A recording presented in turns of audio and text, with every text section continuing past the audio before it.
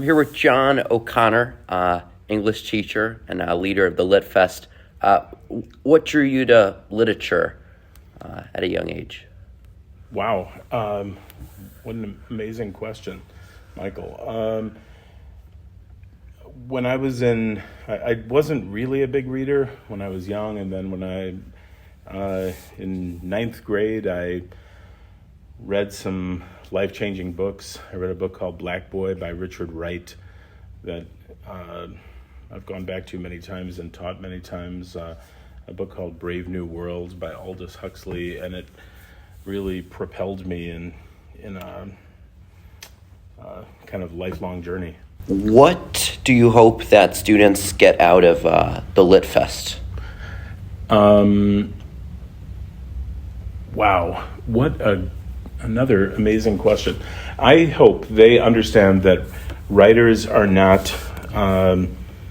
dusty ancients. You know, mm-hmm. I'm hoping students know that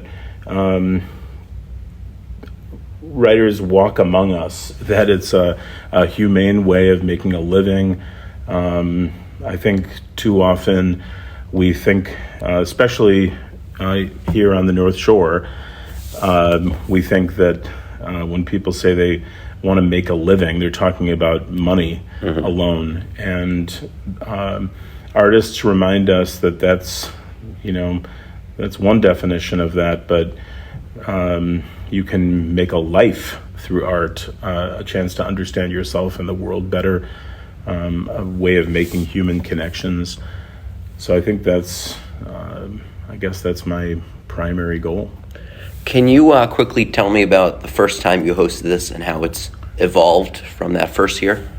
This is my 21st year at New Trier, and it's the 21st annual literary festival. So I guess you could say I got in on the ground floor. The initial idea was pitched by two former English teachers, Julie Johnson and Chris Otter.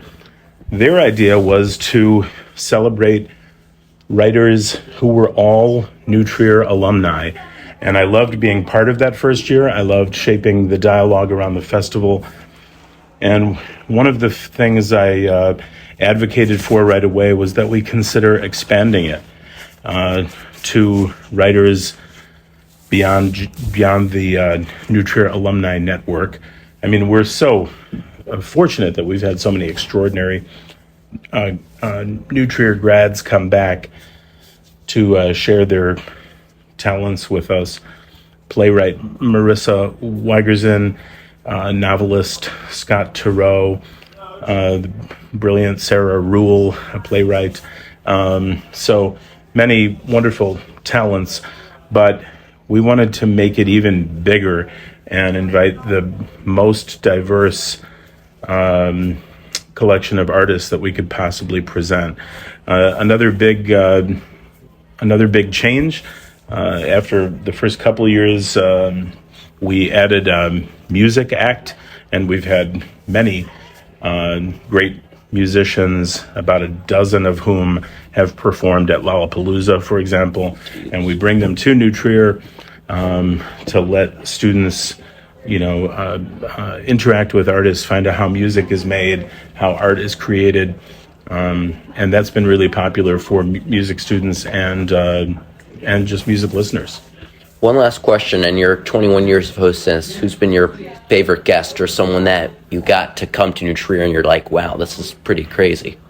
Well, honestly, there's too many to mention. There have been so many wonderful moments. Every year there are huge surprises. I will say this year we were really fortunate that we received an incredibly generous donation from Hale Curtis, New Trier class of 66, who wanted to honor his mother, Phyllis Marshall Kramer, who graduated from New Trier in 1947. Oh, she was a person who loved writing, loved literature, and so he very generously gave the New Trier English department a gift of $100,000, which has enabled us to start a brand new program, an artist in residence program. Wow. Somebody who will annually give a reading for the community to enrich the community, to workshop activities with the New Trier English department, and then also, of course, to interact with students.